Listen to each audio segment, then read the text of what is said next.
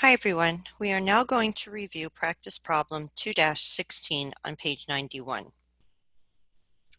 We have Landon Corporation uses a job order costing system.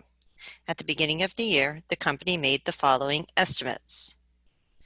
And you can see direct labor hour, machine hours, fixed manufacturing overhead, variable manufacturing overhead cost per labor hour, and variable manufacturing overhead cost per machine hour.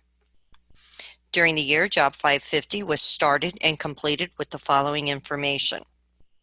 So the first thing we're going to do is assume that Landon has historically used a plant-wide predetermined overhead rate.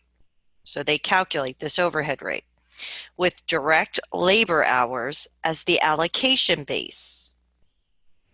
So the first thing they ask us to do is compute the plant-wide predetermined overhead rate. So the first thing we want to do is calculate the estimated total overhead cost in terms of labor hours. So we're going to take 784,000 fixed overhead plus the variable overhead based on labor hours. Labor hours are 140,000 hours. The cost per labor hour is $2. So 280,000 would be the variable portion. So the total manufacturing overhead, $1,064. Now to calculate an overhead rate per hour, we would divide that total overhead by the 140,000 hours. So we have to get that fixed component with the variable component added together, then divide by the direct labor hours we actually used to determine the total variable overhead cost. So $7.60 per direct labor hour. That is how much our overhead rate is per hour. In part 2, it says, please compute the total manufacturing cost of job 550. So now we're going to apply this direct overhead, or I'm sorry, this predetermined overhead. So direct materials, remember, are one cost of job 550, $175. The direct labor portion is $225. We're going to allocate the predetermined manufacturing overhead based on labor hours. So we're going to take the 15 hours times the $7.60 that we just determined per labor hour. Remember, overhead is everything that we use in the job besides direct labor and direct materials. So the total cost to manufacture job 550, $514. You add those three amounts together. Those are all the costs related. Now remember, the manufacturing overhead isn't actual, it is the amount we determined or applied. Excuse me 1 second. I'm going to pause this 1 second. If I could find my thing.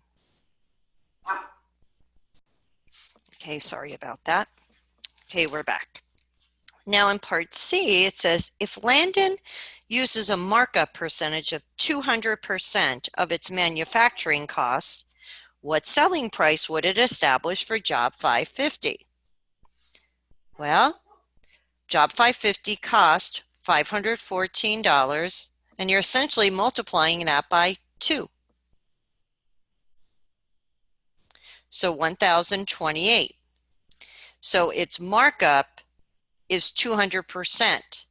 So the total selling price will be the markup plus the manufacturing costs, or $1,542. Part 2.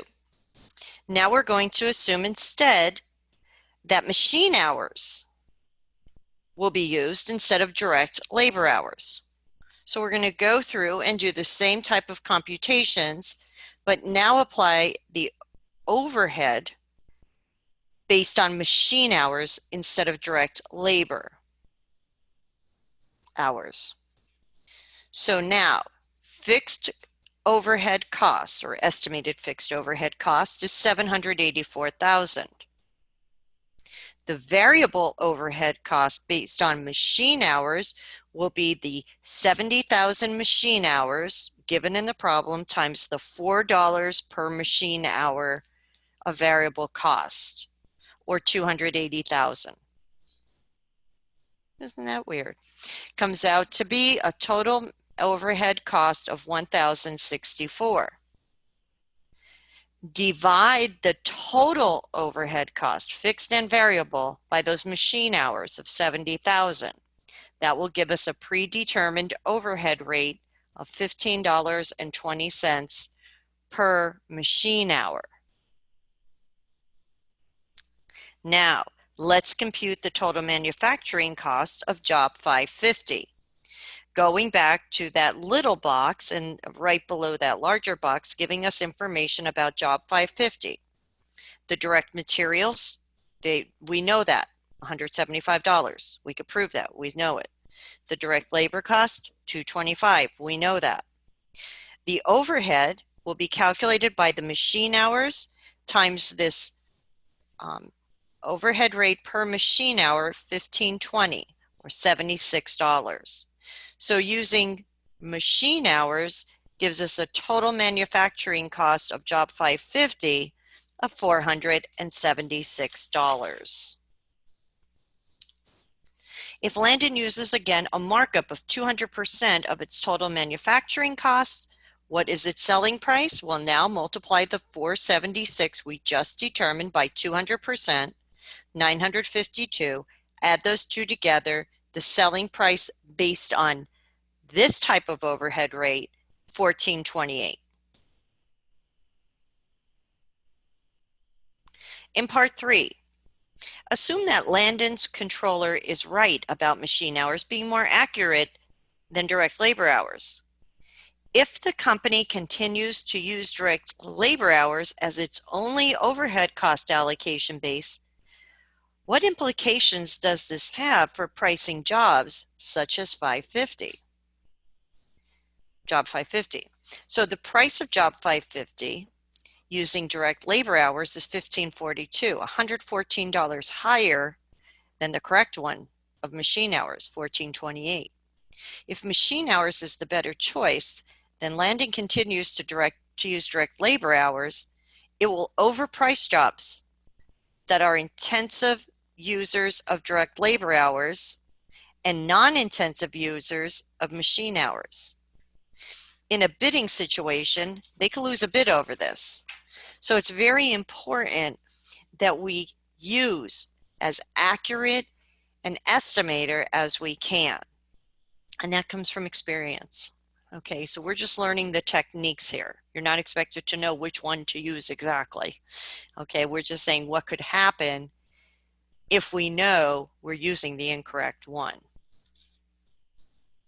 Okay, so that is a great problem for Chapter 2, where we're looking at job order costing and determining predetermined overhead rates and then applying them to jobs. So if you have any kind of questions, please post them to the discussion board.